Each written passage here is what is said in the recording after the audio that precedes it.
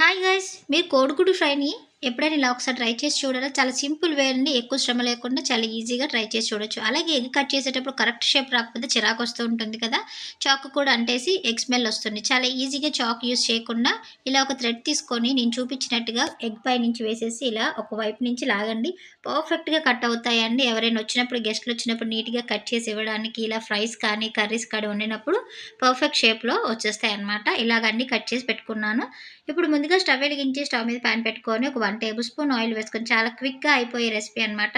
మనం ఆనియన్స్ ఇవన్నీ వేయకుండా చాలా సింపుల్ వేలో ట్రై చేసుకోవచ్చు.